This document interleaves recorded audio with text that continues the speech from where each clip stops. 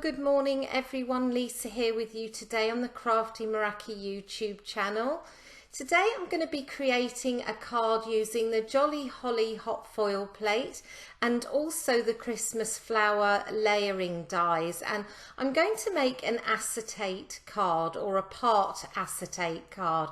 I've been inspired by Bindu, the owner of Crafty Meraki, who's made a few here on the channel recently, and I thought I would give it a go myself. So let's get started.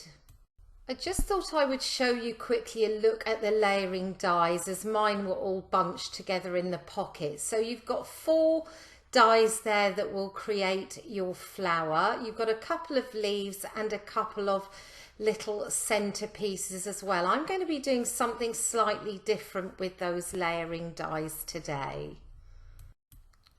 Okay, so as I normally do, I'm going to start off with my foiling.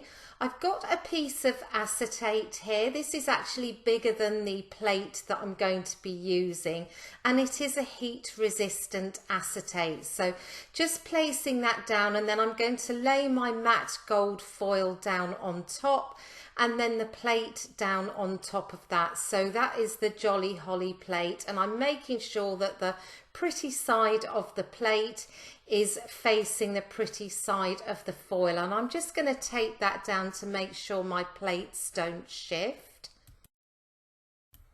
So I've got my Glimmer machine here on the left ready to go. The green light is now on, so I can flip my stack over and press that down onto the platform, and I'm going to add my shims down on top, press the timer button and wait for that to stop flashing.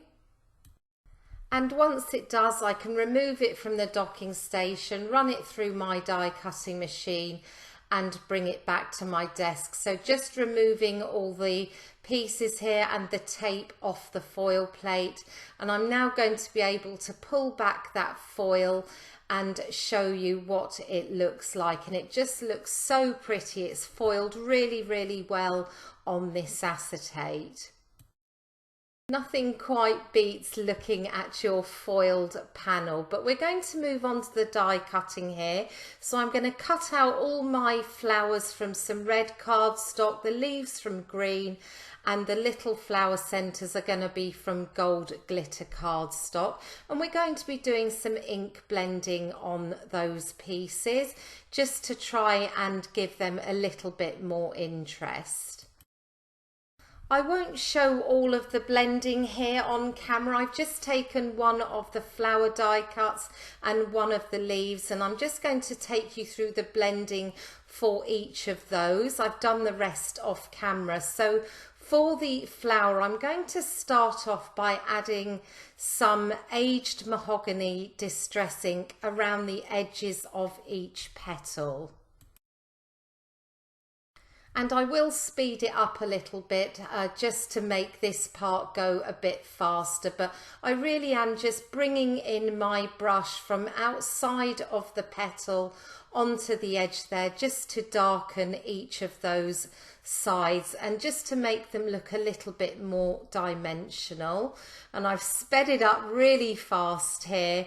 I wish I could blend this quickly, but I can't. But it's a very simple process. You literally are just adding a little bit of colour onto each side, and I will go in and darken this as well by adding some black soot onto the outside. You could also use a dark brown. Ground espresso would work really well. I just happen to have black soot to hand, so I'm now just adding tiny bits onto each of the edges just to darken that even further.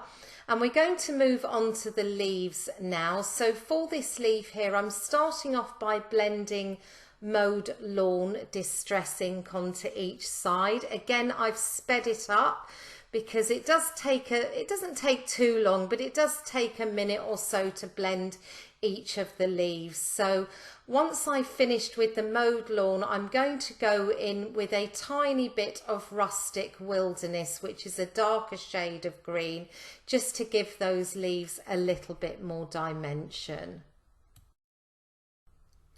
Okay, so now we've done all our blending. I just thought I would show you how the flower looks if you stack up all 4 of the layers. Really, really beautiful. That is what it's designed to do, to create a 4-layer flower. I'm going to stretch my supplies a little bit today, and I'm going to create 2 separate flowers out of the 4 die cuts. So I'm going to start by adding some adhesive into the center of the largest layer, and I'm just going to press the 2nd layer down on top, and I'm going to repeat the process for the 2 smaller layers as well.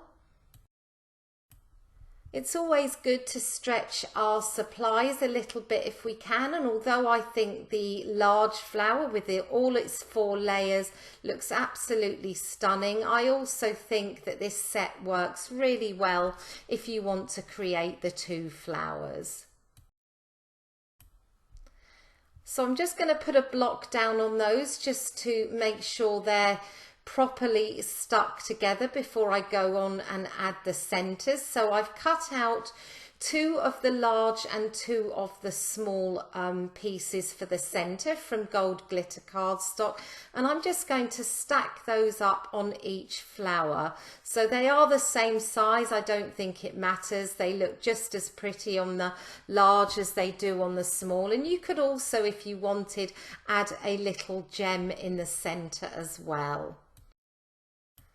And just to add a little bit more glamour to this card, I thought I would add some gold splatters onto the flowers and leaves as well. So I'm just spritzing some clean water into the gold pan there and mixing it up.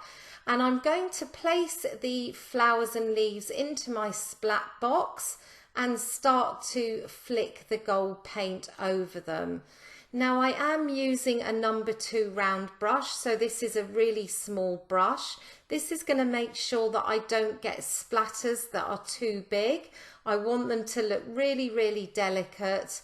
I don't want any kind of large blobs on any of the pieces. So this is the best way of ensuring that result. So I'm just going to zoom in a little bit so that you can see how pretty that looks once the gold has been added.